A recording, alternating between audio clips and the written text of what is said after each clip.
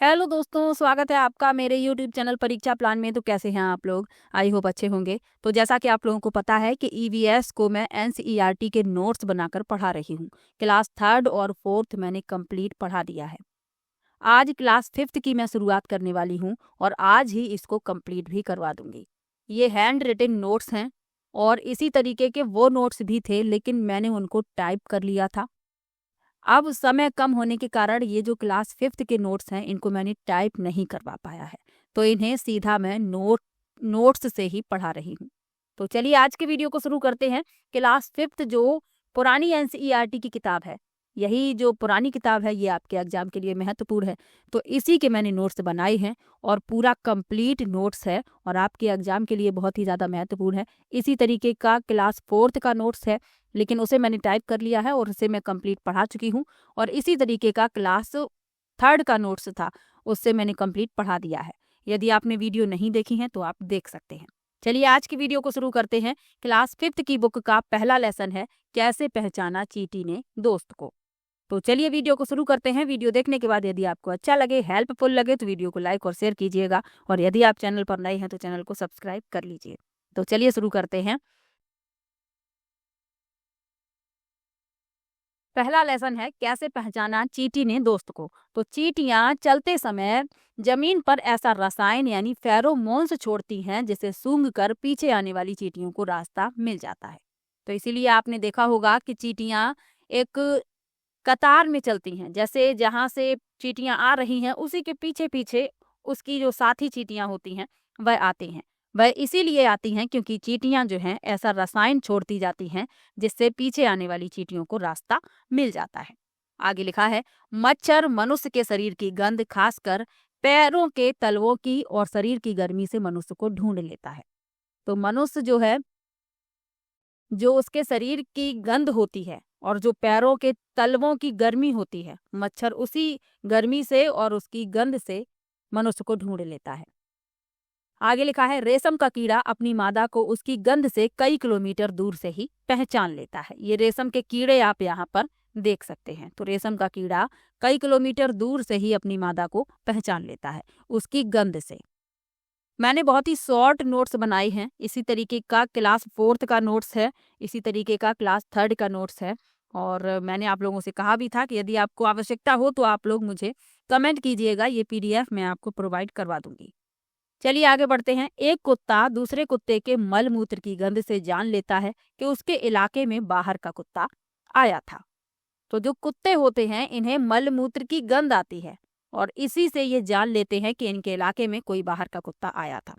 आगे लिखा है ज्यादातर पक्षियों की आंखें सिर के दोनों तरफ होती हैं। पक्षी एक ही समय में दो अलग अलग चीजों पर नजर डाल लेते हैं।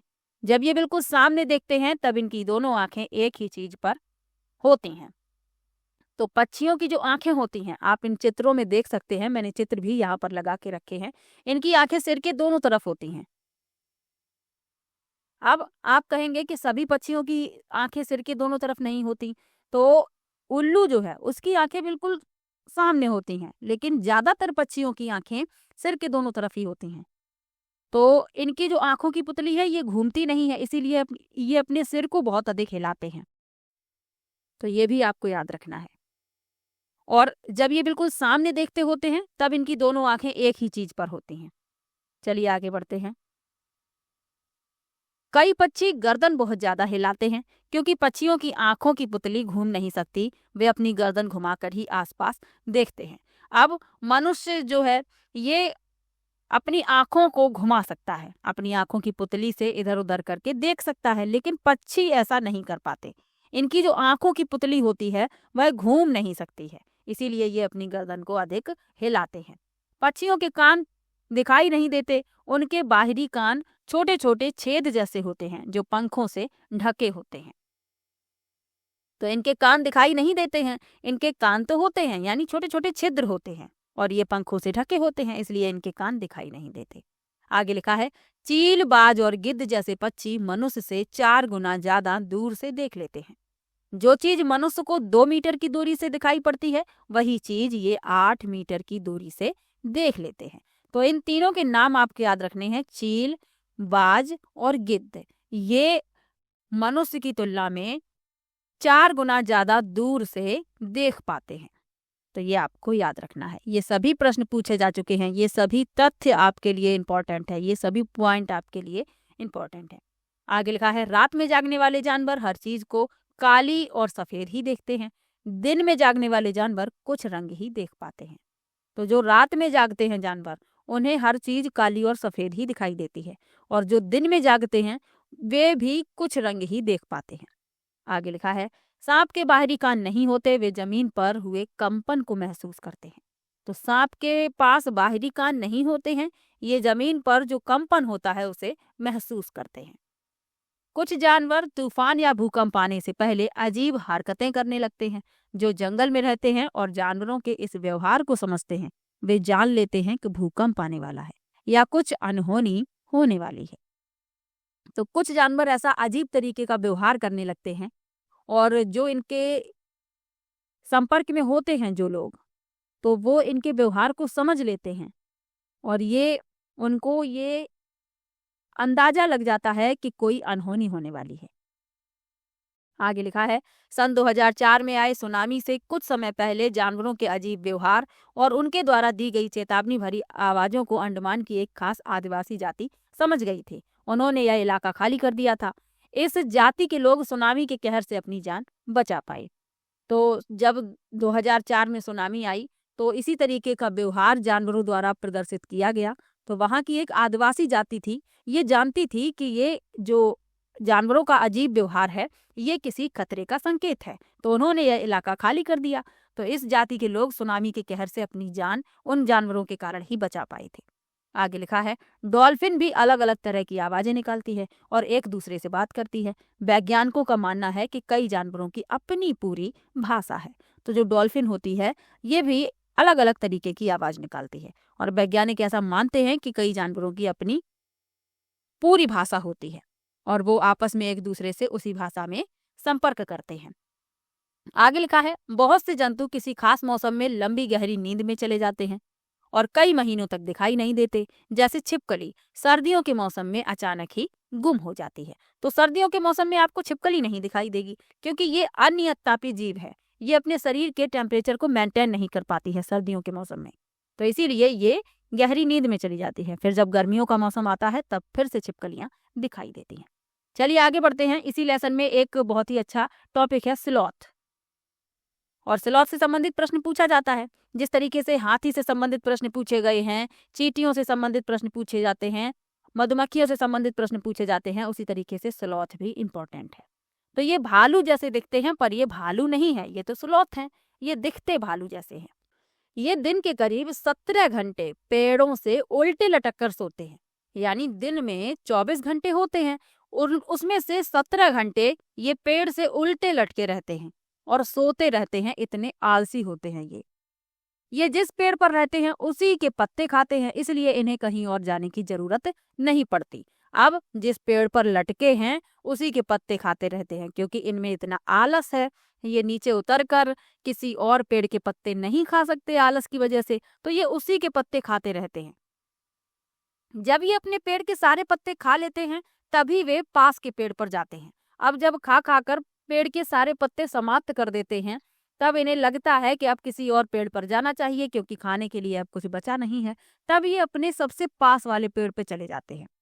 ये सप्ताह में एक ही बार शौच करने के लिए नीचे पेड़ से उतरते हैं। इतना आलस है इनमें कि ये एक ही बार सप्ताह में शौच करते हैं, तभी ये पेड़ से नीचे उतरते हैं। अपने लगभग 40 वर्ष के अपने पूरे जीवन में ये मुश्किल से 8 पेड़ों पर ही घूम पाते हैं।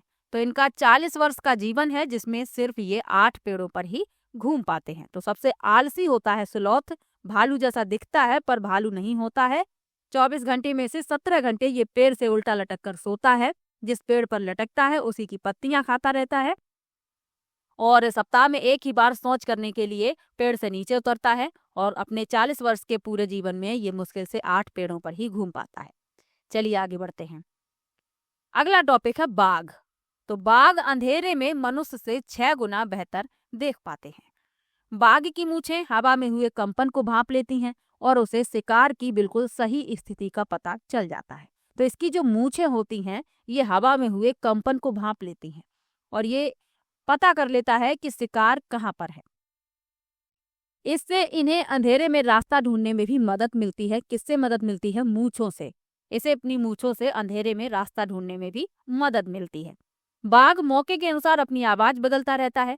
गुस्से में अलग आवाज, बाघिन को बुलाना हो तो अलग आवाज। बाघ का गुर्राना 3 किलोमीटर दूर तक सुना जा सकता है।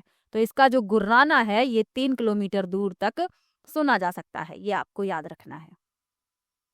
बाघ अपने इलाके में मूत्र करके अपनी गंध छोड़ते हैं। एक बाघ किसी दूसरे बाघ के मूत्र की गंध को झट पहचान लेता है। तो ये अपने इलाके में मूत्र करके अपनी गंध छोड़ते हैं, और यदि कोई दूसरा बाघ आ जाता है तो ये उसके मूत्र की गंध को पहचान लेते हैं कि कोई अन्य इलाके का बाघ यहाँ पर आया है। बाघ हवा में पत्तों के हिलने और शिकार के झाड़ियों में चलने में हुई आवाज में अंतर को भांप लेता है। बाघ के दोनों कान बाहर की आवाज इकट्ठा करने के लिए अलग अलग दिशाओं में बहुत ज्यादा घूम भी जाते हैं। तो ये महत्वपूर्ण पॉइंट है, ये आपको याद रखने हैं। और ये मैंने ही लिखा हुआ है, तो राइटिंग तो ज्यादा मेरी अच्छी है नहीं, बस प्रयास किया था। ये जो नोट्स मैंने बनाया था पहले मैंने इसी से पढ़ाया था, लेकिन इस बार मैंने प्रयास किया था कि इसको मैं टाइप कर लूँ, लेकिन क्लास 3rd और 4th के तो टाइप हो गए थे, पर 5th के लिए मुझे समय नहीं मिला, इसीलिए मैंने सीधा नोट्स से ही पढ़ा दिया। क्योंकि मैंने 15 दिन का समय दिया था कि 15 दिन में एनसीईआरटी बेस्ड जितने भी टॉपिक हैं उसे मैं कंप्लीट पढ़ा दूंगी। तो समय भी धीरे धीरे कम हो रहा है और मैं अपना प्रॉमिस पूरा करूंगी। यदि मैंने कहा है तो मैं पूरा जरूर पढ़ाऊंगी। क्लास 3rd और 4th मैंने पढ़ा भी दिया है, क्लास 5th को भी आज मैं कंप्लीट कर दूंगी। चलिए आगे बढ़ते हैं। बस आप लोगों ने बिल्कुल भी अपना प्रॉमिस पूरा नहीं किया, आप लोगों ने वीडियो को बिल्कुल भी शेयर नहीं किया। चलिए आगे बढ़ते हैं। लिखा है जानवरों का शिकार। तो जानवरों का शिकार किया जाता है, और जानवरों का जो शिकार है मनुष्य जो है अपने स्वार्थ के लिए करता है। तो हाथी को उसके दांतों, गैंडे को सींग, शेर, मगरमच्छ और सांप को उनकी खाल के लिए मार दिया जाता है। तो हाथी की जो दांत होते हैं उनसे आभूषण बनाए जाते हैं। गैंडे के सींग से भी कई चीजें बनती हैं। शेर और मगरमच्छ और सांप, उनकी खाल के लिए इन्हें मार दिया जाता है। और कस्तूरी हिरन को थोड़ी सी खुशबू के लिए मार दिया जाता है। देश में बाघ और अन्य कई जानवरों की गिनती इतनी कम हो गई है कि इनके लुप्त हो जाने का खतरा है। यानी बाघ हैं और अन्य कई ऐसे जानवर हैं जिनकी जो संख्या है दिन प्रतिदिन कम हो रही है, यानी कि ये विलुप्त होने की कगार पर हैं। देश की सरकार इन्हें बचाने के लिए बहुत से जंगलों को सुरक्षा दे रही है, जैसे उत्तराखंड का जिम कॉर्बेट नेशनल पार्क और राजस्थान के भरतपुर जिले में घाना। इन जंगलों में जानवरों का शिकार मना है। यहाँ लोग जानवरों या जंगलों को कोई नुकसान नहीं पहुंचा सकते। चलिए आगे बढ़ते हैं। तो पाठ 1 कंप्लीट हुआ। इसमें इतने टॉपिक थे जितने मैंने आपको पढ़ाए हैं, और आपके लिए तो सभी महत्वपूर्ण है। चलिए आगे बढ़ते हैं। पाठ 2 है कहानी सपेरों की। तो सबसे पहले कालबेलिया के बारे में लिखा है। तो जो लोग बीन बजाते हैं, सांपों को बीन की धुन पर नचाते हैं, ये लोग कालबेलिया कहलाते हैं। आपने भी अपने इलाके में देखे होंगे जो लोग अपने पास सांप रखते हैं, बीन की धुन पर उन्हें नचाते हैं, तो ये लोग होते हैं कालबेलिया। इनकी जिंदगी सांपों से जुड़ी हुई है। ये कंधे पर कांवड़ जैसी पिटारी लटकाए एक गांव से दूसरे गांव घूमते रहते हैं। ये अपने ये अपने पास एक टिन का डब्बा रखते हैं जिसमें कई रोगों की दवा होती है। ये सभी जड़ी बूटियां जंगल से इकट्ठी करते हैं। तो ये अपने पास एक टिन का डब्बा रखते हैं और उसी डिब्बे में होती हैं जड़ी बूटियां, और ये जड़ी बूटियां जंगल से इकट्ठी करते हैं। ये आप देख सकते हैं, ये होते हैं कालबेलिया। इसी तरीके से सांप का पिटारा इनके पास होता है, इसमें ये सांप रखते हैं। दवाइयों के बदले लोग इन्हें कभी अनाज तो कभी पैसे देते हैं। जब किसी को कोई सांप काट लेता तो लोग इन्हें बुलाते हैं, क्योंकि ये सांप के काटने की दवा देते हैं। इनके पास सांप के काटने की दवा होती है। यदि किसी को कोई सांप काट लेता है तो लोग इन्हें बुलाते हैं। ये लोग बचपन से ही सांप पकड़ना जानते हैं। अब इनका कार्य है, ये अपना इनका जीवन ही सांपों से जुड़ा हुआ है, तो ये सांप पकड़ना बचपन में ही सीख जाते हैं। आगे लिखा है सांप को ये अपनी पूंजी समझते हैं और अपनी आने वाली पीढ़ियों को सौंपते हैं। सांपों को ये अपनी बेटी की शादी में तोहफे के रूप में भी देते हैं। तो ये सांप को अपनी पूंजी समझते हैं, अपने आने वाली पीढ़ियों को सौंपते हैं और बेटियों की शादी में तोहफे के रूप में सांप देते हैं। कालबेलिया नृत्य में भी सांप जैसी मुद्राएं होती हैं। तो ये आप एक मुद्रा देख सकते हैं यहाँ पर चित्र में, कालबेलिया नाच की एक मुद्रा। अब सरकार ने कानून बना दिया है कि ना तो कोई जंगली जानवरों को पकड़ सकता है और ना ही उन्हें अपने पास रख सकता है। तो अब ये लोग सर्प को नहीं पकड़ पाते हैं क्योंकि ये कानून बना दिया गया है कि ना ही कोई अपने पास सांप को रखेगा, यानी जंगली जो जानवर हैं उनको ना ही कोई पकड़ेगा और ना ही कोई शिकार करेगा उनका और ना ही अपने पास रखेगा। क्योंकि जो कुछ जंतु हैं उनकी संख्या दिन प्रतिदिन कम होती जा रही है और वो विलुप्त होने की कगार पर हैं। इसीलिए सरकार ने कानून बना दिए हैं कि जंगली जानवरों को कोई भी नुकसान नहीं पहुंचाएगा। चलिए आगे बढ़ते हैं। जहरीले सांपों के प्रकार, क्योंकि जहरीले सांपों के प्रकारों से संबंधित प्रश्न भी पूछा गया है। यहाँ पर मैंने चित्र इसीलिए लगा के रखे हैं ताकि आपको याद हो जाए। तो हमारे देश में पाए जाने वाले केवल 4 तरह के सांप ही जहरीले होते हैं। कौन कौन से? नांग, करैत, दोबोइया और अफाई। ये 4 तरीके के सांप ही जहरीले हैं। सांप तो कई प्रकार के पाए जाते हैं लेकिन जहरीले कितने हैं? 4 प्रकार के, नांग, करैत, दोबोइया और अफाई। यहाँ चित्र में भी देख सकते हैं, ये नांग, करैत, दोबोइया, अफाई। सांप जब किसी व्यक्ति को काटता है तो उसके 2 खोखले जहर वाले दांतों से उस व्यक्ति के शरीर में जहर चला जाता है। तो जो खोखले दांत होते हैं जहर वाले कितने होते हैं? 2। इनकी संख्या याद रखिएगा क्योंकि प्रश्न पूछा जा चुका है इस तरीके से। सांप से संबंधित सत्य कथन बताने हैं तो उसमें दिया गया है कि 4 तरीके के सांप जहरीले होते हैं। नांग जहरीले सांपों का एक प्रकार है और सांप जब किसी व्यक्ति को काटता है तो उसके 4 खोखले जहर वाले दांतों से उस व्यक्ति के शरीर में जहर चला जाता है और सांप के कांटे की दवाई सांप के जहर से ही बनती है। अब इसमें से सत्य कथन बताने हैं। अब 2 की जगह 4 लिख दिया गया और यहीं पर कभी कभी कंफ्यूजन हो जाता है। तो आपको याद रखना है कि सांप के पास 2 खोखले जहर वाले दांत होते हैं, 4 नहीं होते हैं। और इन्हीं से जिस व्यक्ति को काटता है उस व्यक्ति के शरीर में जहर चला जाता है। इस जहर से बचने का एक ही उपाय है कि जिस व्यक्ति को सांप ने काटा है उसे तुरंत ही जहर के असर को खत्म करने वाली दवाई यानी सीरम दी जाए। यह सीरम सांप के जहर से ही बनाया जाता है और सभी सरकारी अस्पतालों में, सभी सरकारी स्वास्थ्य केंद्रों में मिलता है। तो जो सांप के कांटे की दवाई है वो सांप के जहर से ही बनाई जाती है, यानी जहर को जहर से ही मारा जाता है, ये एक कहावत कही जाती है।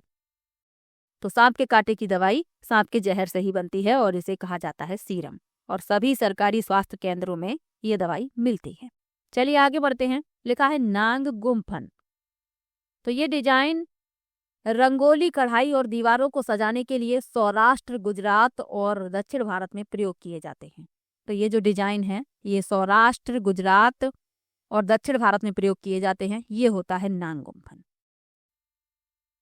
चलिए आगे बढ़ते हैं। लिखा है बीन पार्टी के बाजे। तो बीन, तुम्बा, खंजरी और ढोल, ये हैं बीन पार्टी के बाजे और प्रश्न पूछा जा चुका है। मैंने प्रैक्टिस में लिया भी है क्योंकि मैं प्रैक्टिस भी लगातार करवा रही हूँ। 11 वीडियो प्रैक्टिस के आ चुके हैं जिसमें से 10 वीडियो में मैंने 30-30 प्रश्न लिए हैं और जो 11वां वीडियो है उसमें मैंने 50 महत्वपूर्ण प्रश्न लिए हैं। तो एक बार समय निकाल कर देख लीजिएगा। तो बीन पार्टी के बाजे कौन कौन से हैं? बीन, तुम्बा, खंजरी और ढोल। ढोल के अलावा बाकी तीनों सूखी लौकी से बने होते हैं। कौन कौन? बीन, तुम्बा और खंजरी, ये बनते हैं सूखी लौकी से। तो ये भी याद रखिएगा। चलिए आगे बढ़ते हैं। पाठ 3 है चखने से पचने तक। अब समय होता तो यही नोट्स मैं टाइप करवा लेती तो और भी अच्छा लगता पढ़ने में, लेकिन फिर भी मैंने कहा है तो मैं कंप्लीट तो पढ़ाऊंगी ही। भले ही मैंने टाइप नहीं करवा पाया है लेकिन पढ़ाना तो मुझे है ही आपको, तो इसीलिए मैंने सीधा नोट्स से ही पढ़ा दिया। तो पाठ 3 है चखने से पचने तक। लिखा है जीभ हमें स्वाद को पहचानने में मदद करती है। जीभ पर स्वाद तलकाएं होती हैं जिनकी सहायता से हमें विभिन्न प्रकार के स्वाद का पता चलता है। अब ये भी प्रश्न पूछा जा चुका है। तो ये जो आप देख रहे हैं ये जीभ का मैंने चित्र लगा के रखा है। जो अग्रभाग है ये मीठा स्वाद बताता है। ये किनारे के जो आप देख रहे हैं भाग ये नमकीन स्वाद बताते हैं। ये वाला जो भाग देख रहे हैं आप ये खट्टा स्वाद बताते हैं और ये जो अंदर वाला भाग है ये बताता है कड़वा स्वाद। तो जीभ के अलग अलग भाग अलग अलग प्रकार के स्वाद बताते हैं। जब उल्टी और दस्त होने के कारण शरीर में कमजोरी आ जाती है तो ग्लूकोज चढ़ाया जाता है, इससे शरीर को ताकत मिलती है। तो ये भी इसी लेसन में बताया गया था तो ये भी मैंने यहाँ पर लिख दिया है। बस आपको ये जीभ के भाग याद रखने हैं। अग्र भाग मीठा और अग्र के जो पास में है नमकीन, उसके बाद खट्टा और पीछे वाला जो भाग है वह कड़वा स्वाद बताता है। चलिए आगे बढ़ते हैं। लिखा है खिड़की वाला पेट। एक एनसीईआरटी में कहानी दी गई है खिड़की वाले पेट की और इसे आपको जानना भी है। तो सन 1822 में 18 वर्ष का एक फौजी पेट में गोली लगने के कारण जख्मी हुआ। उसे डॉक्टर बोमोंट के पास ले जाया गया। डॉक्टर ने मार्टिन की अच्छी तरह से मरहम पट्टी की, लेकिन मार्टिन का जख्म ठीक हो गया पर पेट का छेद नहीं भरा। तो ये कहानी है 18 वर्ष के एक फौजी की जो पेट में गोली लगने के कारण जख्मी हुआ। उसे डॉक्टर बोमोंट के पास ले जाया गया। डॉक्टर ने उसकी अच्छी तरीके से मरहम पट्टी कर दी। धीरे धीरे जख्म तो ठीक हो गया, लेकिन जो गोली के कारण छेद हो गया था वह छेद नहीं भरा। लगभग 1.5 साल के बाद डॉक्टरों ने देखा कि मार्टिन के पेट में एक अद्भुत खिड़की सी बन गई है और इसी के आधार पर कई प्रयोग भी किए गए। तो खिड़की वाले पेट की कहानी यहाँ पर लिखी हुई है। तो चलिए इस कहानी को पढ़ लेते हैं। लिखा है, तुमने कविता में जिस फौजी के बारे में पढ़ा वह सन 1822 में 18 साल का था। यहाँ एक कविता और लिखी है, तो कविता पढ़ने से अच्छा है इस कहानी को पढ़ लिया जाए। तो वह सन 1822 में 18 साल का था और बहुत तंदुरुस्त था। जब वह गोली से जख्मी हुआ तो उसे डॉक्टर बोमोंट के पास ले जाया गया। डॉक्टर ने मार्टिन की अच्छी तरह से मरहम पट्टी की। धीरे धीरे उसका जख्म ठीक होने लगा पर पेट का छेद नहीं भरा। लगभग 1.5 साल के बाद डॉक्टरों ने देखा कि मार्टिन के पेट में एक अद्भुत खिड़की सी बन गई थी। पेट की चमड़ी ने बढ़कर छेद को ढक तो लिया था, ठीक उसी तरह जैसे एक फुटबॉल का वासर होता है, यानी चमड़ी की एक तह के ऊपर एक और तह सी बन गई थी। निचली तह को दबाने पर छेद में से पेट में झांका जा सकता था। छेद में ट्यूब डालकर पेट का खाना भी बाहर निकाला जा सकता था। अब क्या था, डॉक्टर बोमोंट को मार्टिन का यह अजूबा पेट क्या मिल गया, मानो एक खजाना मिल गया। सोच सकते हो कितना समय लगाया होगा उन्होंने इस पेट के साथ प्रयोग करने में। 9 साल। इन 9 सालों में मार्टिन कुछ काम भी करते रहे, उनकी शादी भी हुई। उस समय तक वैज्ञानिकों को यह मालूम नहीं था कि पेट में पचने की प्रक्रिया कैसी होती है। पेट में जो पाचक रस होते हैं उनका क्या काम होता है, क्या वे पाचन में मदद करते हैं या केवल भोजन को तरल बनाने के लिए ही होते हैं। पहले तो उन्होंने यह देखना चाहा कि यदि पेट के पाचक रस को एक गिलास में निकाल लिया जाए और खाने की कोई चीज डुबाकर उसमें रख दी जाए तो क्या वह पड़ी पड़ी पच जाएगी। इसके लिए उन्होंने एक प्रयोग किया। एक ट्यूब से पेट में से कुछ पाचक रस निकाल लिया, फिर 10 मिलीलीटर पाचक रस में एक उबली हुई मछली के 20 बारीक टुकड़े डालकर सुबह 8:30 बजे रख दिए। इस गिलास को उतने ही तापमान में रखा जितना आमतौर पर हमारे पेट के अंदर होता है, लगभग 30 डिग्री सेंटीग्रेड, और ये आपको याद रखना है।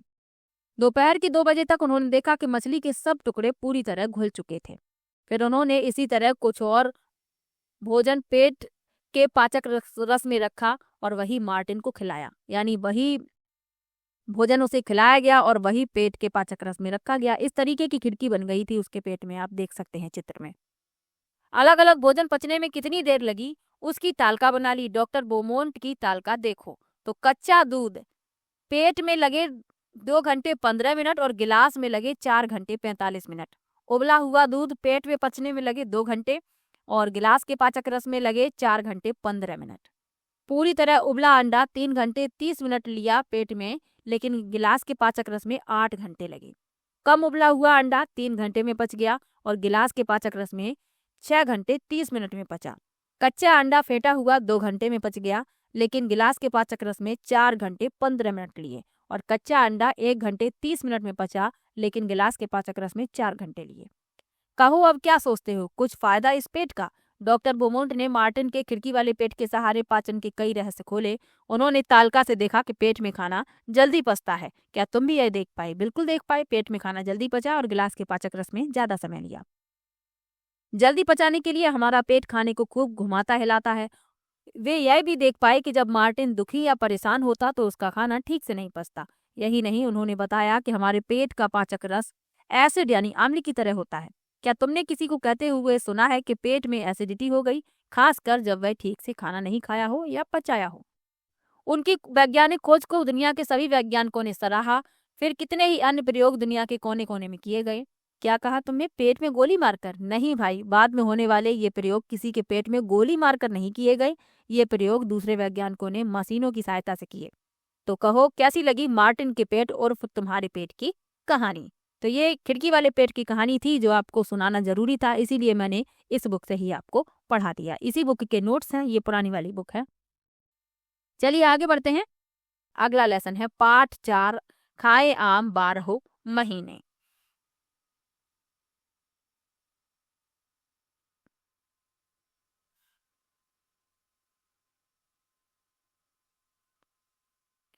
तो पार्ट 4 खाए आम 12 महीने। तो इन्हें कैसे संरक्षित किया जाता है इसके बारे में बताया गया है, क्योंकि 12 महीने तो लगातार आम नहीं आते हैं, लेकिन आम को हम संरक्षित करते हैं अचार बनाकर, आम पापड़ बनाकर, चटनी बनाकर, टॉफी, कई तरीके की चीजें बनाकर इन्हें संरक्षित किया जाता है। तो आम को पूरे साल चलाने के लिए उसका अचार, आम पापड़, चटनी, टॉफी, रस आदि कई चीजें बनाते हैं। जब अचार बनाया जाता है तो उन्हें कांच के बर्तन में रखते हैं और अचार रखने से पहले कांच के बर्तन को अच्छी तरह सुखाया जाता है। यदि किसी बर्तन में थोड़ा सा भी पानी रह जाता है तो अचार खराब हो जाता है। तो जब अचार बनाया जाता है तो उसे कांच के बर्तन में इसीलिए रखा जाता है क्योंकि प्लास्टिक के या किसी धातु के बर्तन में रखने पर अचार में जो रसायन होते हैं यानी अम्ल होते हैं उनसे क्रिया हो सकती है। इसीलिए इसे कांच के बर्तन में रखा जाता है और बर्तन को अच्छी तरीके से सुखाया जाता है, क्योंकि यदि थोड़ी सी नमी रहेगी तो अचार खराब हो जाएगा। आंध्र प्रदेश में आम पापड़ को मामिडी टांडरा कहते हैं। तो ये इतना आपको इस लेसन में याद रखना है। आगे लिखा है चीजों को 1-2 दिन तक खराब होने से बचाने के घरेलू उपाय। तो कुछ चीजें ऐसी होती हैं जिन्हें हम 1-2 दिन तक खराब होने से बचा सकते हैं। कौन कौन सी हैं? जैसे दूध को हम उबालते हैं। यदि दूध आप सुबह लेकर आई है तो आप उसे 1-2 दिन तक चला सकते हैं, खराब नहीं होगा, लेकिन इसे उबालना पड़ेगा। ऐसा नहीं है कि आप ऐसा ही दूध रखा रहने दें तो वो खराब हो जाएगा। इसको उबालना पड़ेगा। यदि आप 1-2 बार उबालते हैं, जैसे आप सुबह लेकर आई, सुबह उबाला, शाम को उबाला, फिर से सुबह उबाल दिया, तो ये आपका 1-2 दिन चल जाता है। पके हुए जो चावल होते हैं इन्हें कैसे संरक्षित किया जाता है? तो एक कटोरे में पानी डालकर पानी के बर्तन में रखते हैं। हरा धनिया इसे कैसे रखते हैं 2-3 दिन? तो इसे गीले कपड़े में लपेट कर रखते हैं और प्याज लहसुन को खुले में रखते हैं और नमी से इन्हें बचा कर रखा जाता है, क्योंकि यदि प्याज लहसुन के पास नमी होगी तो ये खराब हो जाएंगे। आगे लिखा है ब्रेड का खराब होना। तो खराब ब्रेड पर जो रोएदार हिस्से दिखते हैं वो फफूंदी होती है और इसका कारण नमी होती है। यानी आप यदि ब्रेड खरीदते हैं और उस पर आपको कुछ रोएदार हिस्से दिखते हैं तो आप समझ जाइए कि ये फफूंदी है और फफूंदी के कारण ये खराब हो गई है। और इसका मुख्य कारण क्या है? नमी। यदि ब्रेड के पैकेट में नमी पहुंच जाती है तो सारी ब्रेड खराब हो जाती है। चलिए आगे बढ़ते हैं। ये लेसन तो करवा ही दिया है। पार्ट 5 है बीज बीज बीज। पार्ट 5 में आपको बीज के बारे में बताया गया है, बीजों की कहानी, कि बीज जो होते हैं घुमक्कड़ होते हैं, एक जगह से दूसरी जगह कैसे पहुंच जाते हैं। तो लिखा है घुमक्कड़ बीज। तो पौधे अपनी सारी जिंदगी एक ही जगह खड़े रहते हैं, ये चलते नहीं, लेकिन इनके बीज बड़े ही घुमक्कड़ होते हैं। पौधों के बीज दूर दूर तक पहुंच जाते हैं। जो बीज हल्के होते हैं वे हवा की मदद से उड़ जाते हैं, कुछ पानी में बहकर एक जगह से दूसरी जगह चले जाते हैं तथा कुछ हमारे कपड़ों और जानवरों की खाल से चिपक जाते हैं और एक जगह से दूसरी जगह पहुंच जाते हैं। तो आपने देखा होगा कि पेड़ तो एक ही जगह खड़े हैं, अब वही पेड़ कहीं और पर भी आप उगा देख लेते हैं। एक खेत में कोई पेड़ एक जगह खड़ा है और वही पेड़ किसी और जगह भी उगाता है। तो इसका कारण क्या है? कि बीज जो हैं एक जगह से दूसरी जगह पहुंच जाते हैं। जो हल्के होते हैं हवा में उड़ जाते हैं, कुछ पानी में बहकर चले जाते हैं, कुछ हमारे कपड़ों से चिपक जाते हैं, हम उन्हें हटाकर फेंक देते हैं। इसी तरीके से जानवरों की खाल से चिपक जाते हैं। तो इसी तरीके से जो बीज है एक जगह से दूसरी जगह पहुंच जाते हैं और वहां पर एक नया पौधा बन जाते हैं। आगे लिखा है शिकारी यानी कीटभक्षी पौधे। ये भी इंपॉर्टेंट है आपके लिए क्योंकि इससे संबंधित प्रश्न भी पूछे गए हैं।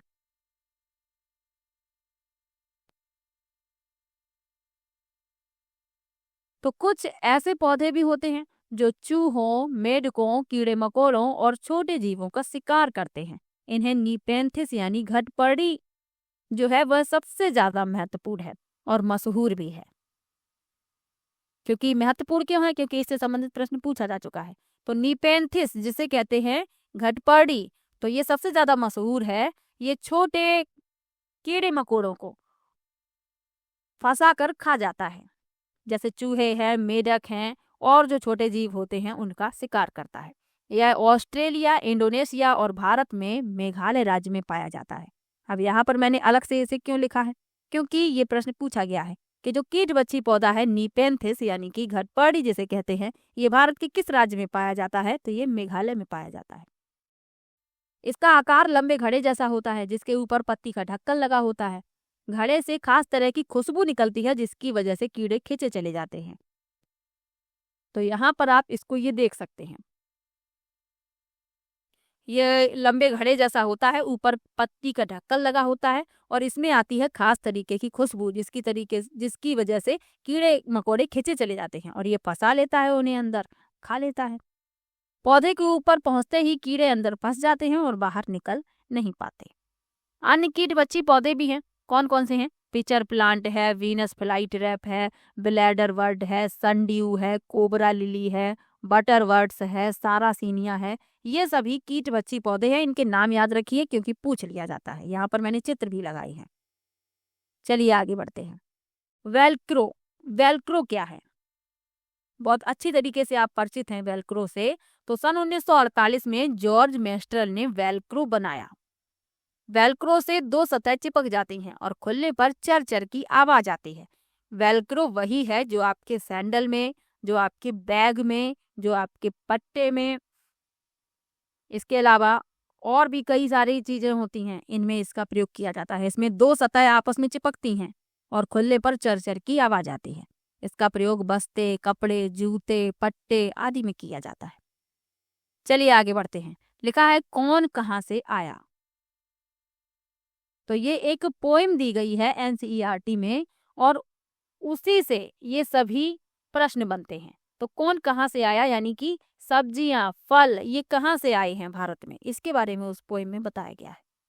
तो पोएम पढ़ने की आवश्यकता नहीं है। मैंने सब के जो देश हैं जहां से ये संबंधित है मैंने अलग अलग लिख दिए हैं, चित्र भी लगा दिए हैं, आपको आसानी से याद हो जाएंगे। लिखा है दक्षिण अमेरिका।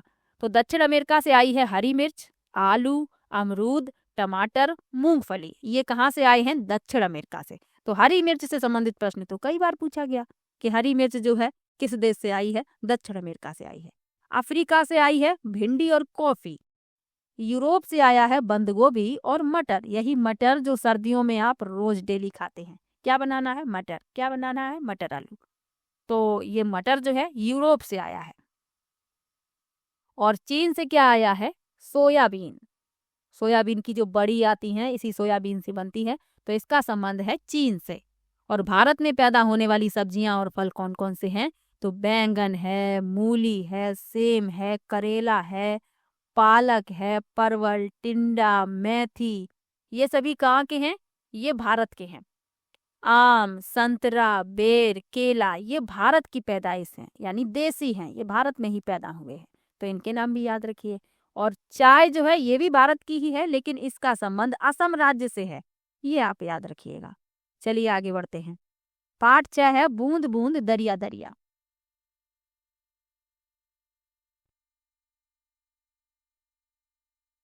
तो इसमें घड़सीसर के बारे में बताया गया है और घड़सीसर से संबंधित प्रश्न पूछा गया है। ये नोट्स यदि आपने पढ़ लिया तो कोई प्रश्न आपका गलत नहीं होगा, जो क्लास 3, 4 और 5 के मैंने नोट्स बनाकर पढ़ाया है।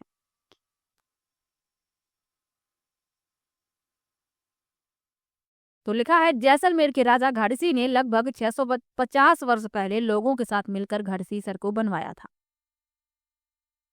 मीलों तक फैले घड़सीसर में बारिश का पानी इकट्ठा होता था। इसमें 9 तालाब एक दूसरे से आपस में जुड़े थे।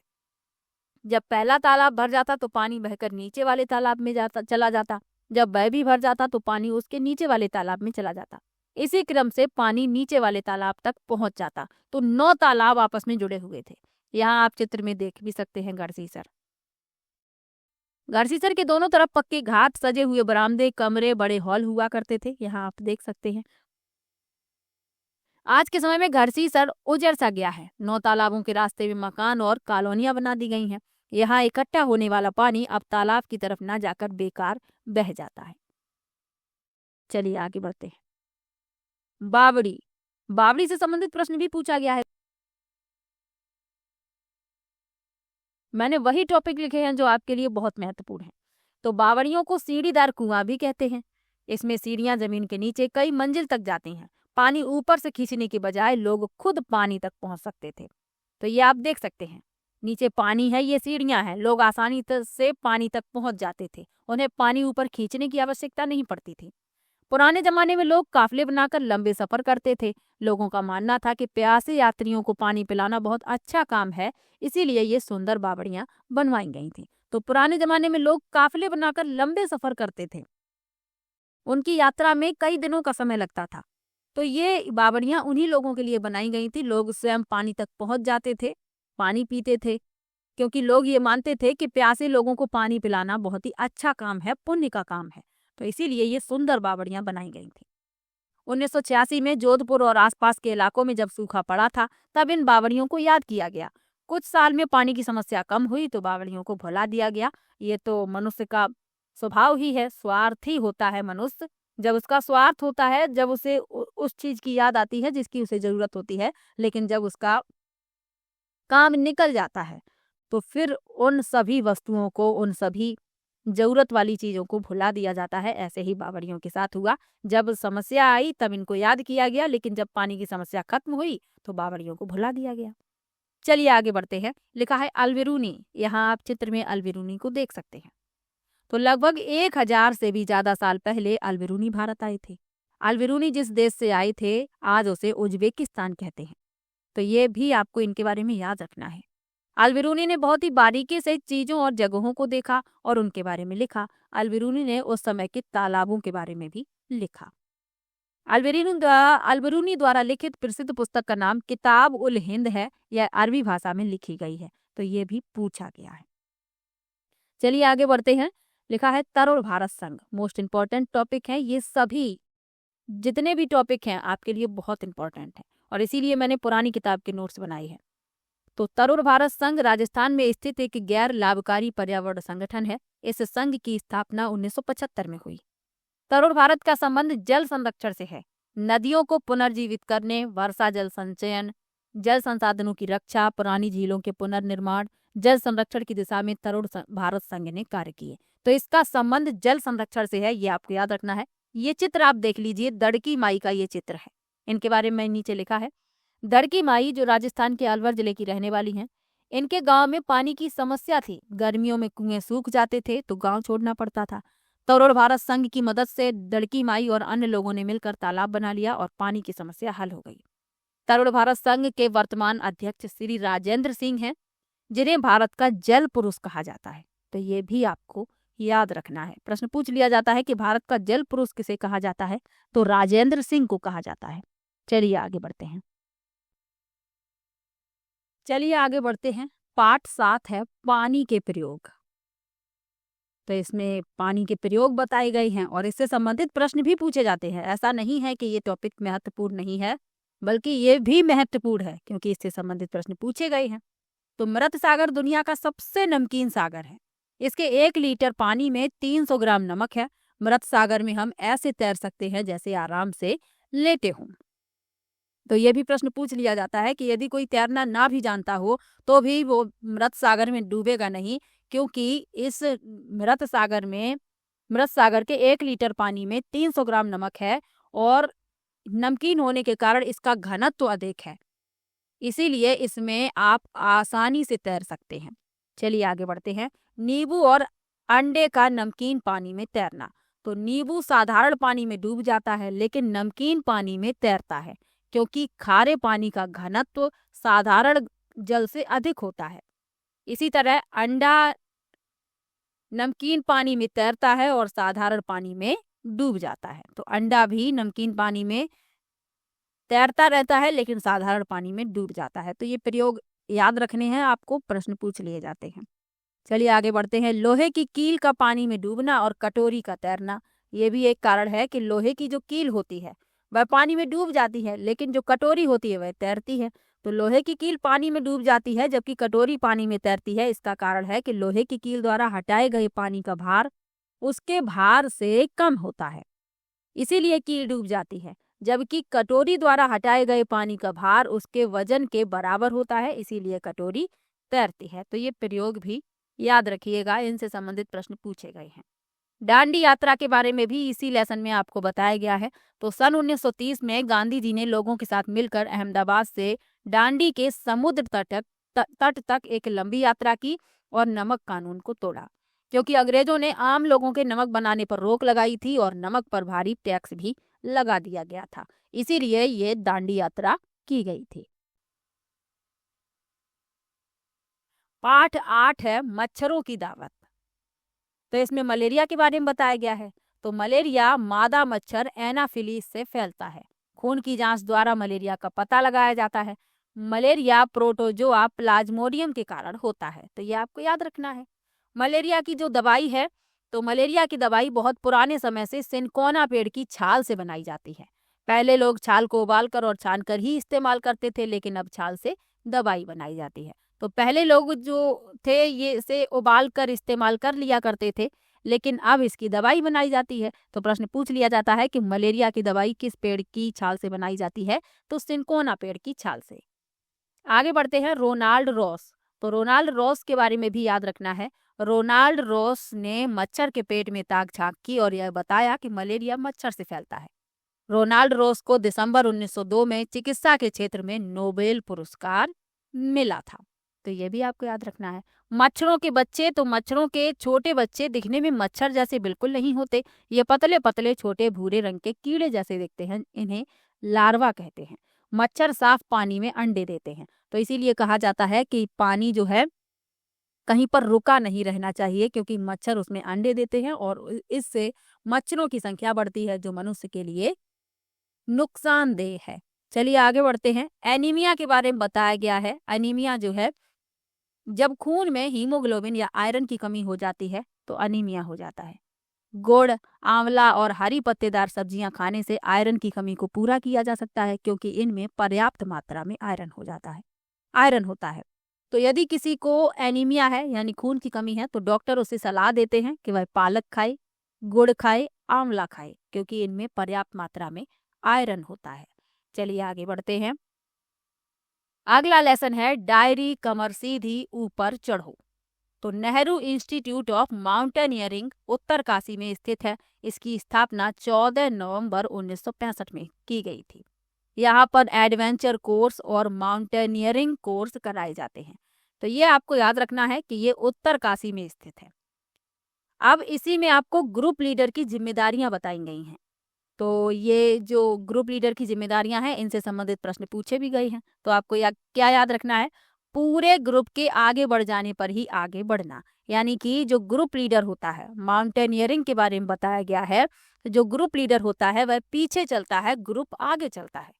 बाकी लोगों का सामान उठाने में मदद करना, जो चल ना पाए उसे हाथ पकड़कर चढ़ाना, और रुकने के लिए जगह ढूंढना, साथी के बीमार पड़ने पर उसका ध्यान रखना, और सबके खाने पीने का इंतजाम करना। तो जो ग्रुप लीडर होता है उसकी ये जिम्मेदारियां होती हैं। चलिए आगे बढ़ते हैं। इसी लेसन में आपको बछेंद्री पाल के बारे में भी पढ़ना है। ये आप इन्हें चित्र में देख सकते हैं। तो बछेंद्री पाल ने 23 मई 1984 को, ये तिथि भी पूछी गई है ऑनलाइन वाले पेपर में, तो आपको याद रखना है। बछेंद्री पाल ने 23 मई 1984 को माउंट एवरेस्ट पर कदम रखा। इन्होंने नेहरू इंस्टीट्यूट ऑफ माउंटेनियरिंग से पहाड़ पर चढ़ने की ट्रेनिंग ली थी। बछेंद्री पाल भारत की पहली और संसार की 5वीं ऐसी महिला बन गई जिन्होंने एवरेस्ट पर कदम रखा। तो ये भारत की पहली ऐसी महिला थी जिन्होंने माउंट एवरेस्ट पर कदम रखा, और विश्व की 5वीं। माउंट एवरेस्ट को नेपाल में सागर माथा कहा जाता है, और माउंट एवरेस्ट को तिब्बत में चोमोलुंगमा कहा जाता है। तो दोनों ही बातें याद रखनी है। महत्वपूर्ण कुछ शब्द इसी लेसन में बताए गए हैं माउंटेनियरिंग से संबंधित। तो पिट ऑन क्या है? विशेष प्रकार के खूंटे होते हैं। सिलिंग क्या है? एक तरह का हुक है। और रैपलिंग क्या है? चट्टान से उतरना। चलिए आगे बढ़ते हैं। पाठ 10 है बोलती इमारतें। पूरा जो एनसीईआरटी है क्लास 5th का, वो एक ही वीडियो में मैं पढ़ा रही हूँ। तो बस इतनी कृपा कीजिएगा कि वीडियो को शेयर कीजिएगा। तो पाठ 10 है बोलती इमारतें। गोलकोंडा का किला इसमें दिखाया गया है, आप इस चित्र में देख सकते हैं। तो गोलकोंडा किला हैदराबाद में स्थित है। इस किले का निर्माण 13वीं शताब्दी में काकतीय वंश ने कराया था। तो ये प्रश्न भी पूछ लिया जाता है कि गोलकोंडा किले का निर्माण किसने करवाया? तो काकतीय वंश ने करवाया। इसे भारत के सबसे उत्कृष्ट गढ़ों में से एक माना जाता है। गढ़ यानी कि किले। यह किला उस समय की शानदार नवाबी संस्कृति का प्रतीक है। किले की बाहरी दीवार में 87 बुर्ज हैं। किले की दीवारें मोटी हैं और विशाल दरवाजा लगा है। तो इसकी जो बाहरी दीवार है, इसमें बुर्ज की संख्या कितनी है? 87। किले में कई बड़े बड़े टैंक और फव्वारे थे, जिनमें हर समय पानी चलता रहता था। औरंगजेब की पूरी फौज बंदूकों और तोपों के साथ किले पर हमला करने आई थी, पर किले में घुस नहीं पाई। उसकी पूरी सेना 8 महीनों तक बाहर ही बैठी रही। तो किले का जो बंदोबस्त था वह इतना अच्छा था कि औरंगजेब की सेना 8 महीने तक बाहर ही बैठी रही, किले के अंदर नहीं घुस पाई थी। किले में एक तोप रखी है जिसका इस्तेमाल औरंगजेब ने किया है। यह तोप कांसे से बनी है। कांसा, तांबे और टिन को पिघलाकर बनाया जाता है, यानी कि तांबे और टिन की मिश्र धातु है कांसा। और इस तोप का इस्तेमाल किया था औरंगजेब ने, तो ये आपको याद रखना है। चलिए आगे बढ़ते हैं। इसी लेसन में आपको म्यूजियम के बारे में बताया गया कि म्यूजियम वह स्थान है जहाँ पुरानी वस्तुएं रखी जाती हैं। म्यूजियम में पुराने बर्तन, औजार, जेवर, हथियार आदि ऐतिहासिक वस्तुएं रखी जाती हैं। तो म्यूजियम वह स्थान होता है जहाँ पर जो पुरानी वस्तुएं हैं, प्राचीन काल में जिनका प्रयोग किया गया था, वो वस्तुएं रखी जाती हैं और लोग उन्हें देखने के लिए जाते हैं। इसमें जेवर भी हो सकते हैं, पुराने बर्तन भी हो सकते हैं, हथियार भी हो सकते हैं, औजार भी हो सकते हैं। तो कई ऐतिहासिक वस्तुएं रखी जाती हैं, सिक्के भी रखे जाते हैं, राजा रानियों के वस्त्र भी होते हैं। तो म्यूजियम वह स्थान होता है जहाँ पुरानी वस्तुएं रखी जाती हैं। चलिए आगे बढ़ते हैं। पार्ट 11 है सुनीता अंतरिक्ष में। सुनीता विलियम्स के बारे में आप लोग जानते ही होंगे। तो इनका जन्म 19 सितंबर 1965 को अमेरिका के ओहियो राज्य में हुआ था। सुनीता विलियम्स अमेरिकी अंतरिक्ष एजेंसी यानी NASA, national aeronautics and space administration के माध्यम से अंतरिक्ष जाने वाली भारतीय मूल की दूसरी महिला है। तो ये दूसरी हैं, तो पहली कौन है? तो पहली कल्पना चावला थी, ये भी आपको याद रखना है। इनका संबंध गुजरात के अहमदाबाद शहर से है। इन्होंने एक महिला अंतरिक्ष यात्री के रूप में 195 दिनों तक अंतरिक्ष में रहने का कीर्तिमान स्थापित किया। तो ये जो यहाँ पर लिखा हुआ है, ये इनके पहले रिकॉर्ड के अनुसार लिखा हुआ है। 2006-7 के अपने पहले प्रवास के दौरान 195 दिनों से अधिक समय बिताकर महिलाओं के लिए सबसे लंबे एकल अंतरिक्ष प्रवास का इन्होंने रिकॉर्ड बनाया था। अब पिछले यानी 2025 की बात की जाए तो वह लगभग 9 महीने तक अंतर्राष्ट्रीय अंतरिक्ष स्टेशन पर रहीं, क्योंकि उनके वापसी यान में तकनीकी समस्याएं आ गई थीं। तो ये पहले रिकॉर्ड के अनुसार लिखा है हुआ है, ये भी याद रखिएगा। और इससे ज्यादा दिनों तक उन्होंने अभी प्रवास किया है 2025 में, तो ये भी आपको याद रखना है। तो ये पुराने डेटा के अनुसार लिखा हुआ है। आगे लिखा है जून 1998 में नासा में इनका चयन हुआ। 2008 में इन्हें विज्ञान एवं अभियांत्रिकी के क्षेत्र में भारत सरकार द्वारा पद्म भूषण से सम्मानित किया गया। 2007 में इन्होंने कक्षा में रहते हुए बोस्टन मैराथन में भाग लिया था। अंतरिक्ष में मैराथन दौड़ने वाली ये विश्व की पहली महिला बनी। तो ये भी आपको याद रखना है। चलिए आगे बढ़ते हैं। सुनीता विलियम्स ने कुछ अपने अनुभव साझा किए बच्चों के साथ, तो वो भी यहाँ पर लिखे हुए हैं। तो अंतरिक्ष में एक जगह टिककर नहीं बैठ सकते, यान में एक जगह से दूसरी जगह तैर कर पहुंचते हैं।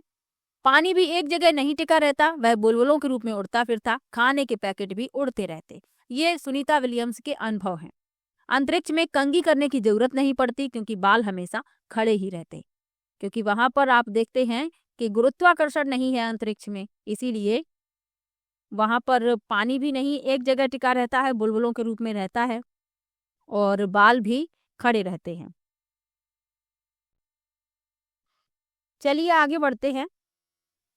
पाठ 12 है खत्म हो जाए तो। अब क्या खत्म हो जाए तो, यानी किसकी बात हो रही है? तो बात हो रही है पेट्रोलियम की। तो जमीन के अंदर गहराई में तेल का पता लगाने के लिए वैज्ञानिक खास तरीकों और मशीनों का प्रयोग करते हैं। गहराई तक पाइप और मशीनें डालकर तेल ऊपर खींचा जाता है। जो तेल निकाला जाता है वह गहरे रंग का गाढ़ा बदबूदार होता है और इस तेल को पेट्रोलियम कहा जाता है। तो एक प्रश्न पूछा जा चुका है कि पेट्रोलियम के सही अभिलक्षण क्या हैं? तो गहरे रंग का गाढ़ा बदबूदार तरल, तो इसे कहा जाता है पेट्रोलियम। पेट्रोलियम में बहुत सारी चीजें मिली होती हैं। इन चीजों को अलग अलग और साफ करने के लिए तेल को रिफाइनरी में भेजा जाता है। पेट्रोलियम से ही kerosene, diesel, petrol, engine oil, हवाई जहाज के लिए ईंधन, एलपीजी, मोम ग्रीस, कोल तार प्राप्त होता है। तो ये सब कुछ पेट्रोलियम से ही प्राप्त होता है। और प्रश्न भी पूछा जा चुका है कि पेट्रोलियम का उत्पाद क्या है? तो आपको याद रखना है केरोसिन, डीजल। केरोसिन यानी कि मिट्टी का तेल, डीजल, पेट्रोल, इंजन ऑयल, हवाई जहाज के लिए ईंधन, एलपीजी, मोम, ग्रीस, कोल तार, ये सभी पेट्रोलियम से प्राप्त होते हैं। पेट्रोलियम को काला सोना भी कहा जाता है, ब्लैक गोल्ड इसे कहा जाता है, तो ये भी याद रखना है। अब भारत में तेल के भंडार कौन कौन से हैं? तो भारत में असम, गुजरात, महाराष्ट्र, आंध्र प्रदेश, राजस्थान में तेल के भंडार हैं।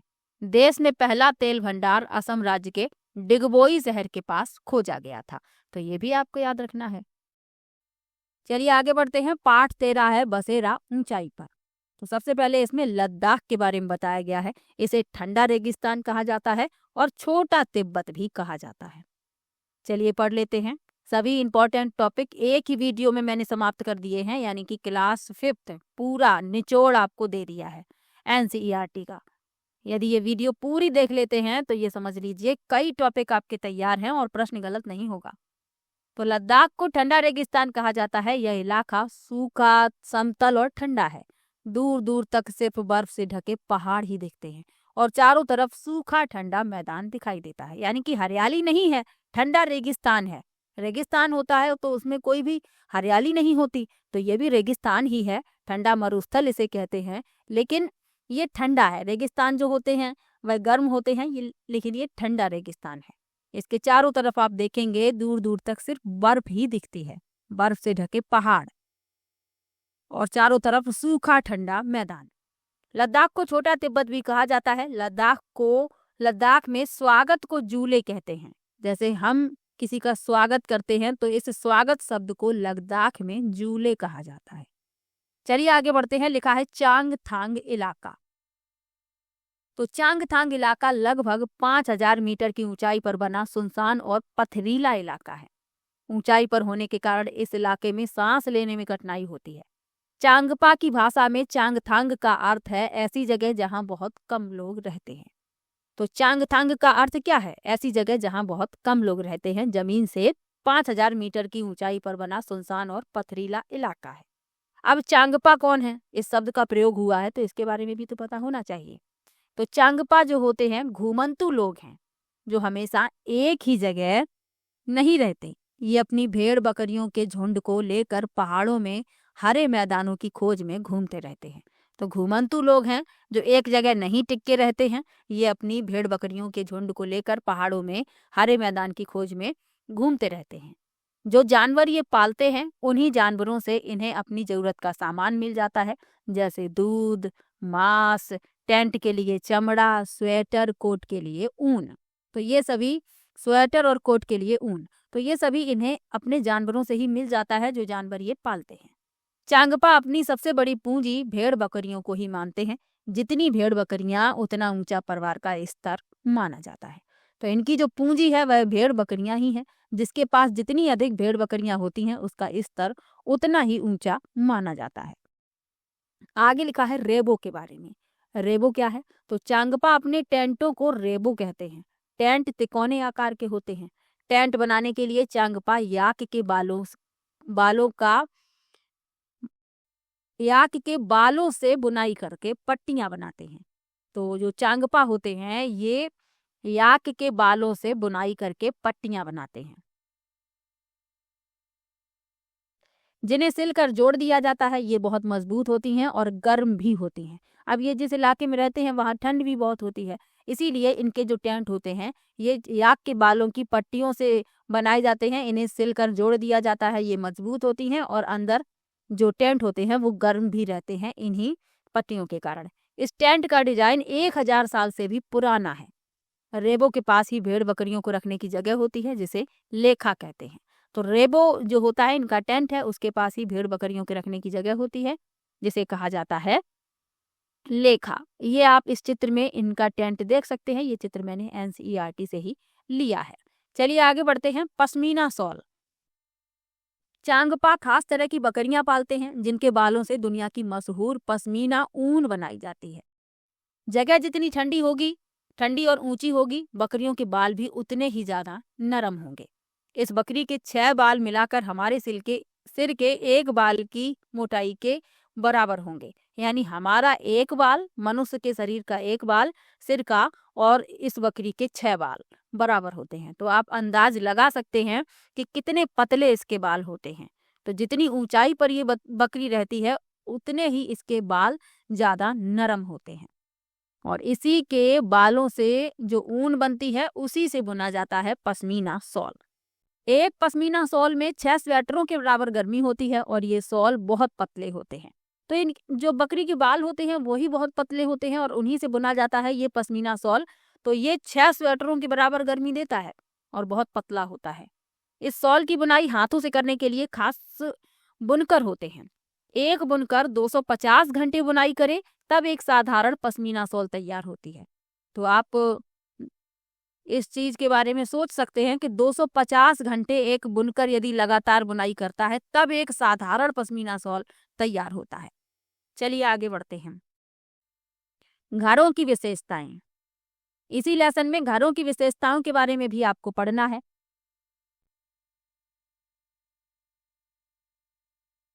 सबसे पहले लिखा है लद्दाख के घरों के बारे में। तो लद्दाख में घर 2 मंजिला बनाए जाते हैं। घर पत्थर के बने होते हैं। पत्थरों को काटकर एक के ऊपर एक रखकर घर बनाए जाते हैं। दीवारों पर मिट्टी और चूने से पुताई की जाती है। दीवारें मोटी मोटी बनाई जाती हैं तथा फर्श और छत लकड़ी से बनाई जाती हैं। ऊपर वाली मंजिल पर परिवार के सभी सदस्य रहते हैं और निचली मंजिल में जानवरों और जरूरी सामान को रखा जाता है। जब अधिक सर्दी होती है तो परिवार के सभी सदस्य भी नीचे की मंजिल में रहने चले आते हैं। तो इस तरीके से घर होते हैं लद्दाख के। ये नीचे वाली मंजिल है, इसमें कोई भी खिड़की नहीं है और ये ऊपर वाली मंजिल है, इसमें घर के सदस्य रहते हैं। नीचे वाली मंजिल में जानवरों को और जरूरी सामान को रखा जाता है।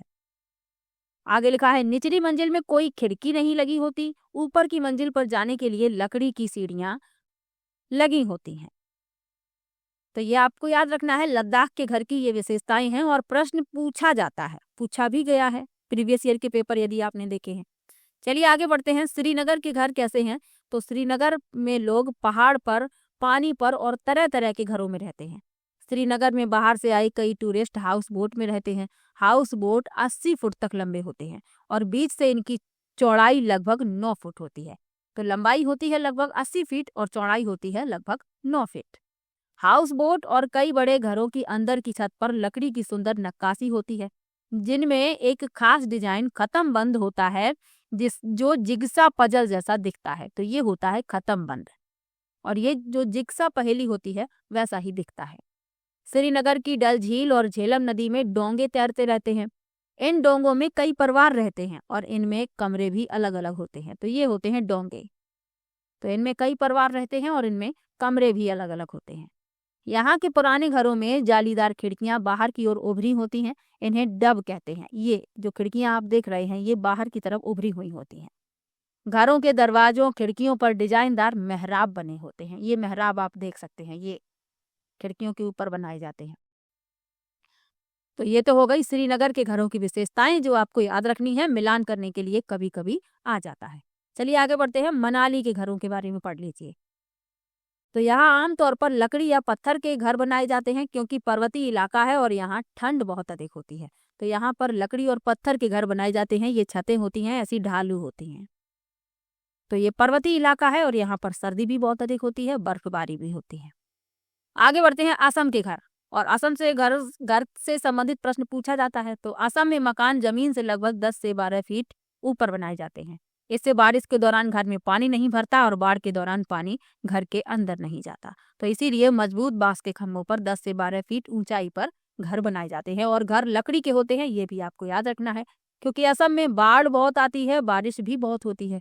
तो इसीलिए जो बाढ़ का पानी है वह घर के अंदर ना आए, इसीलिए इस तरीके के घर बनाए जाते हैं।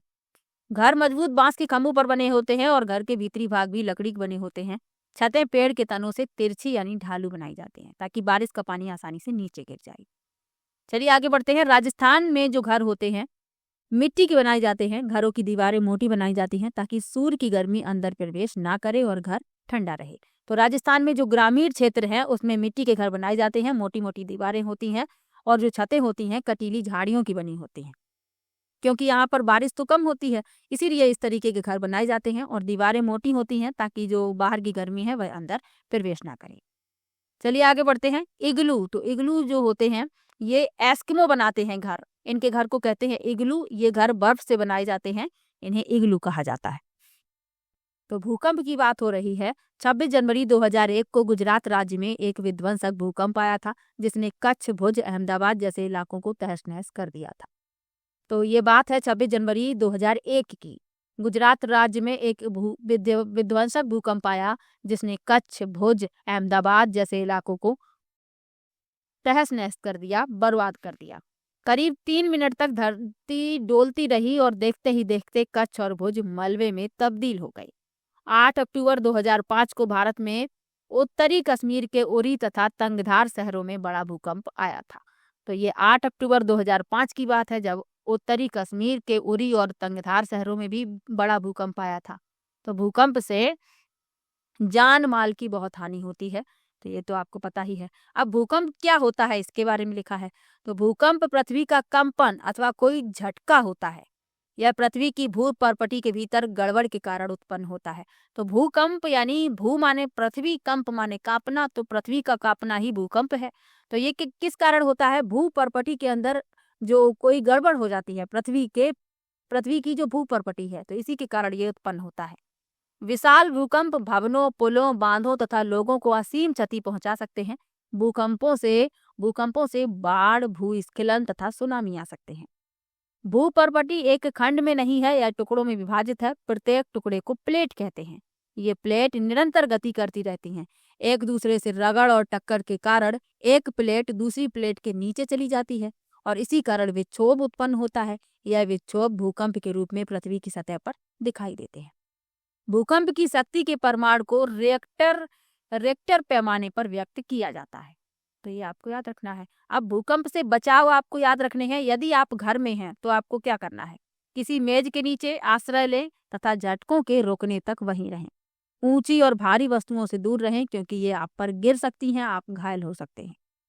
यदि आप बिस्तर पर हैं तो उठे नहीं, अपने सिर का तकिए से बचाव करें। तो ये तो यदि आप घर में हैं तो आप इस तरीके से अपने आप को बचा सकते हैं। यदि आप बाहर हैं, घर से बाहर हैं, तो भवनों, वृक्षों तथा ऊपर जाती हुई विद्युत लाइन से दूर किसी खुले स्थान को खोजें एवं धरती पर लेट जाएं। यदि किसी आप कार अथवा बस में हैं तो बाहर ना निकलें। तो इस तरीके से आपको भूकंप के समय सावधानी बरतनी है। आगे लिखा है भूकंप लेखी। तो भूकंपी तरंगों को भूकंप लेखी नामक उपकरण द्वारा रिकॉर्ड किया जाता है। रिएक्टर पैमाने पर 7 से अधिक तीव्रता के भूकंपों को खतरनाक भूकंप माना जाता है। चलिए आगे बढ़ते हैं। पाठ 15 है उसी से ठंडा उसी से गर्म। इससे संबंधित प्रश्न भी पूछे गए हैं। तो उसी से ठंडा उसी से गर्म डॉक्टर जाकिर हुसैन द्वारा रचित एक कहानी है। इस कहानी का उद्देश्य सांस लेने और छोड़ने की प्रक्रिया को समझना है। डॉक्टर जाकिर हुसैन भारत के तीसरे राष्ट्रपति तथा प्रथम मुस्लिम राष्ट्रपति थे। तो ये दोनों बातें आपको याद रखनी है। डॉक्टर जाकिर हुसैन को उनके राजनीतिक और शिक्षा के क्षेत्र में किए गए अभूतपूर्व कार्यों के लिए 1954 में पद्म विभूषण और 1963 में भारत के सर्वोच्च नागरिक सम्मान भारत रत्न से सम्मानित किया गया। तो अपनी मृत्यु के समय ये राष्ट्रपति थे, तो ये भी आपको याद रखना है। चलिए आगे बढ़ते हैं। पाठ 16 है कौन करेगा यह काम।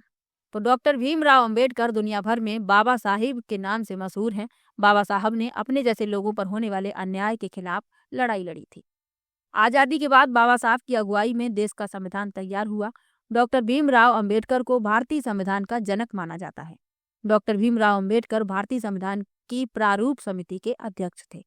तो कौन करेगा ये काम, यानी कि इस लेसन में आपको बाबा साहब के बारे में बताया गया है, क्योंकि इन्होंने अपने जैसे लोगों के खिलाफ होने वाले अन्याय के खिलाफ लड़ाई लड़ी थी और इन्हीं की अगुवाई में देश का संविधान तैयार हुआ। भारतीय संविधान का इन्हीं जनक कहा जाता है।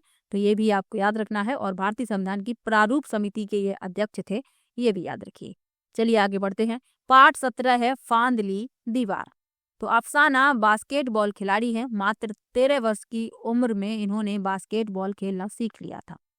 इनके कोच का नाम नूर खान था। अफसाना मुंबई नागपाड़ा इलाके की रहने वाली हैं और ये जिस प्लेग्राउंड में प्रैक्टिस करती थी उसका नाम है बच्चू खान प्लेग्राउंड।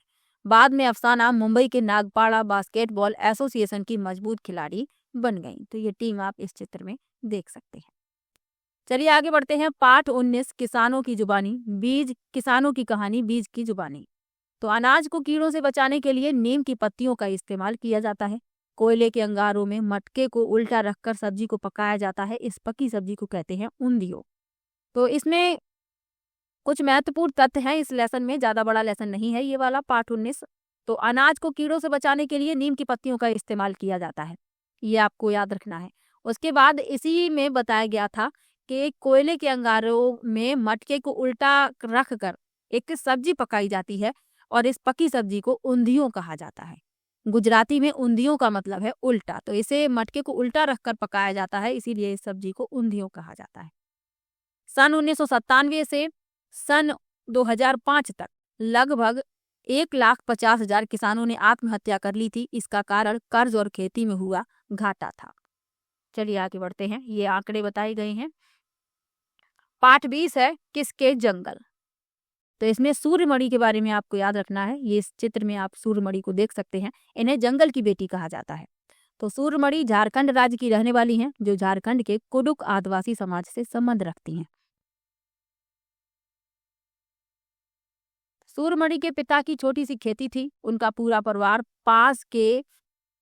पास वाले जंगल से जड़ी बूटी इकट्ठी करके बाजार में बेचता। उनकी माँ बांस की टोकरी और गिरे हुए पत्तों से पत्तल बनाकर बेचती थी। तो उनकी जो माँ थी, ये बांस की टोकरी और जो पत्ते गिर जाते हैं पेड़ों से, उनके पत्तल बनाकर बेचती थी। और इनके पिता जो थे, उनके पास छोटी सी खेती थी और उनका पूरा परिवार पास वाले जंगल से जड़ी बूटी इकट्ठी करके बाजार में बेचता था।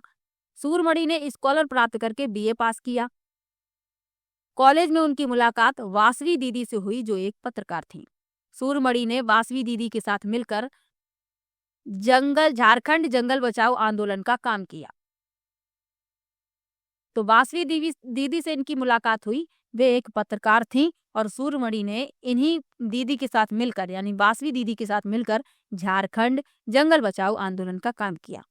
सूर्यमणि ने 21 वर्ष की उम्र में वासवी दीदी के साथ मिलकर एक केंद्र खोला।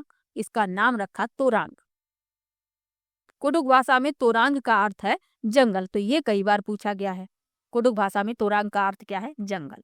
चलिए आगे बढ़ते हैं। जंगल अधिकार कानून, तो इसके बारे में भी याद रखना है। यह कानून आदिवासियों को जंगल पर उनका हक दिलाता है। जो लोग कम से कम 25 वर्षों से जंगलों में रह रहे हैं, उनका वहां के जंगल और पैदा होने वाली चीजों पर हक है। उन्हें जंगल से हटाया ना जाए। जंगल बचाने का काम भी ग्राम सभा करे। तो यह जंगल अधिकार कानून के अंतर्गत बताया गया है। ये आपको याद रखना है कि 25 वर्षों से जो लोग जंगल में रह रहे हैं, उनका वहां के जंगल और पैदा होने वाली चीजों पर अधिकार है। चलिए आगे बढ़ते हैं। मिजोरम में खेती की लॉटरी। तो मिजोरम में खेती की लॉटरी के माध्यम से ही तय किया जाता है कि किस परिवार को खेती के लिए कितनी जमीन मिलेगी। तो जमीन को साझा मानकर सब लोगों को बारी बारी से उस जमीन पर खेती करने का मौका मिलता है। बांस के सुंदर बर्तन में पर्ची रखी जाती है और उनमें से एक पर्ची को निकाला जाता है। एक टीन बीज जितनी जमीन में बोया जाता है, उसे एक टीन जमीन कहा जाता है। चेराव नाच मिजोरम के पारंपरिक और सबसे पुराने नृत्यों में से एक है। इसे बांस नृत्य के रूप में भी जाना जाता है। तो ये भी पूछा जा चुका है।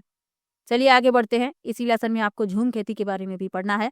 तो यह खेती भारत के उत्तर पूर्वी क्षेत्र में प्रचलित है। इसमें असम, मणिपुर, मिजोरम, नागालैंड आदि शामिल हैं।